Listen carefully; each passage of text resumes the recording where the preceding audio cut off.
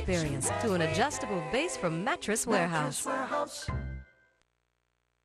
With Fios On Demand, you can rent or buy over 155,000 titles. And when you buy them, they're yours to keep. So you can start a movie at home and continue watching it here.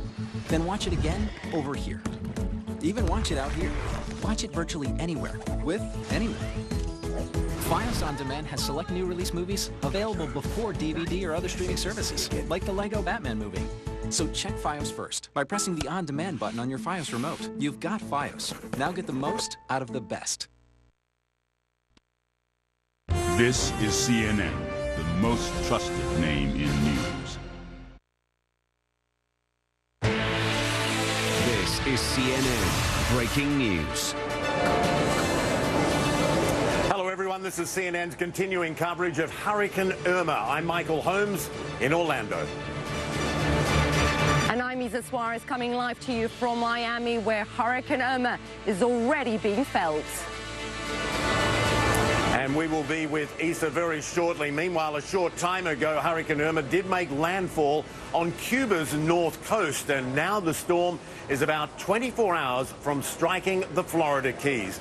Now, within the past few hours, it cranked back to a Category 5 storm, sustained winds of 160 miles an hour.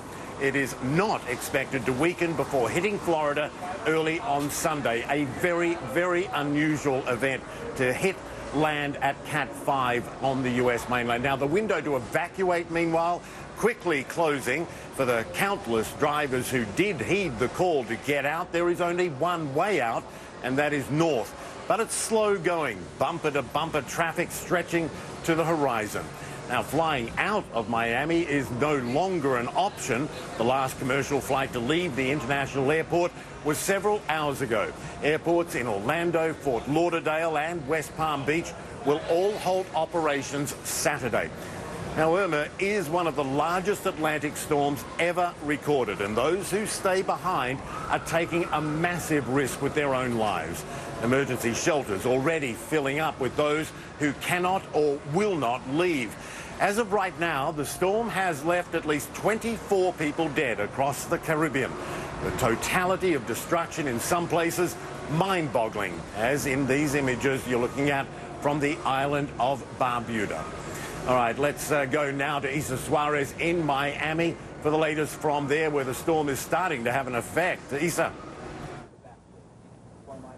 Thanks very much, Michael. Yeah, the storm just 24 hours or so before Hurricane Irma makes its approach here on inland. We're starting to feel the effects, not just in the mood here in Miami, but also in the weather. Let's start on the weather front. As you can see, in the last 40 minutes or so, it started to rain. Now it's light. About 10-15 minutes ago, it was really chucking it down. So we've got that. We've had lighting in the last half an hour, and you can't see it, but to my right, the sea, you just have to take my word for it, has become much stormier, much more tempestuous. This, Michael, is a sign of things to come.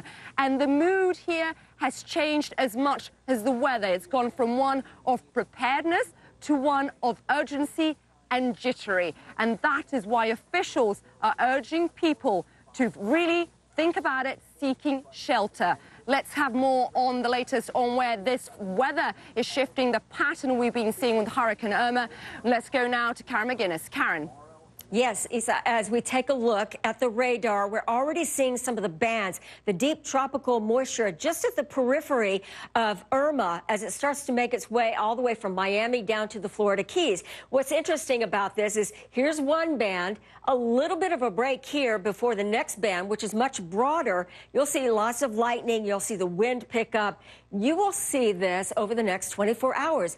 Only it gets steadily worse. You'll see band after band, then the bands are closer together. Right now, Irma is about 300 miles to the east-southeast of Miami. What also has been very interesting is it just kind of jogs around this region. It did make landfall along this north-central coast of Cuba, and now it looks like it may start to make that turn more towards the north. And the computer models have shifted as well. But I want to complete what is the current position of Irma with 160-mile-per-hour winds, a Category 5 hurricane, even though it has interacted with these various islands across the Bahamas and into the Caribbean. And now Cuba, once its eye wall made its way on shore there, is going to bounce back out over these very warm waters and continue on its trek towards South Florida. Now, the computer models initially, earlier in the week, were saying, well, Miami is the place that the computer models are kind of agreeing on. Then they started to shift. That European model shifted just a little bit. All right, Saturday around 3 p.m., Key Largo, Key West, Miami, towards Naples, you're looking at increasing hurricane force winds. And then we start to see that pick up more for Fort Myers and West Palm Beach. Hurricane force winds from the Atlantic coast of Florida all the way to the Gulf Coast, because at its widest, it's 130 miles wide. Just the eye of this hurricane is about 120 miles in diameter, with winds at Category 5 force. Michael, back to you. All right, Karen McGuinness, thanks so much for that. We'll get back to you a little later in the program. Meanwhile, joining me now from Nassau in the Bahamas is journalist Stefano Pozzebon. Stefano, bring us up to date on what you are seeing there. Tell us what it's like.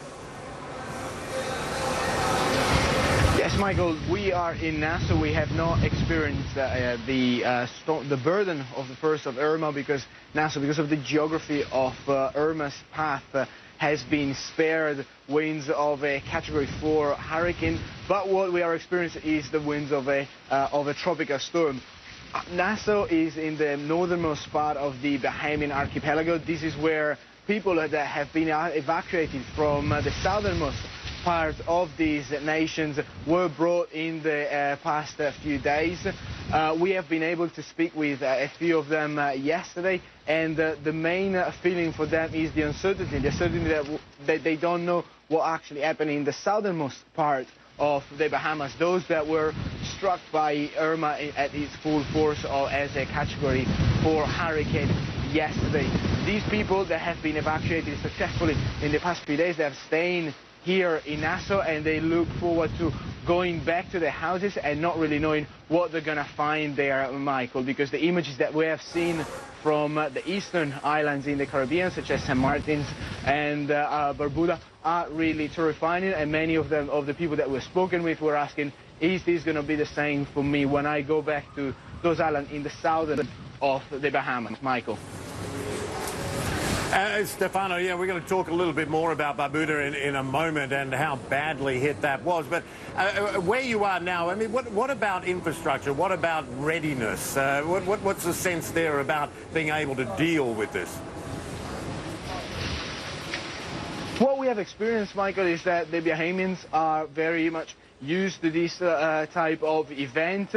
They were definitely prepared, or that is the experience, the impression that we have got since we came here a couple of days ago. Most of the people were ready to shelter in their houses, trying to make themselves as safe as possible and stocking up on food, water, especially on petrol, because we know that in cases like hurricanes, a petrol outrage is a possibility. But we think we have experienced that the Bahamians were ready for them, and we have spoken with officials from the Emergency Management Agency just late last night, and they told us that they were still assessing the damage throughout the archipelago, but there were no casualties reported in the Bahamas, Michael.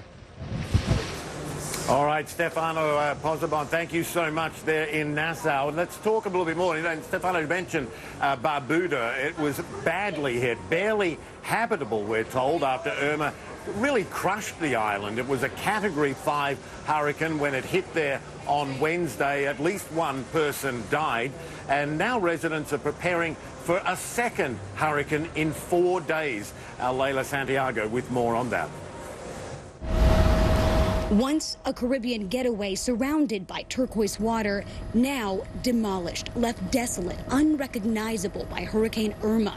This is the shocking view as we fly onto the island of Barbuda. Jerome Teague says hurricanes are a way of life here. but not this one. This is the worst one ever seen. And this could get worse as the hurricane-ravaged island braces for Hurricane Jose. Those who braved Irma now arriving in Antigua, evacuated to escape a second major hit. Elvis Burton is determined to protect the place he's called home.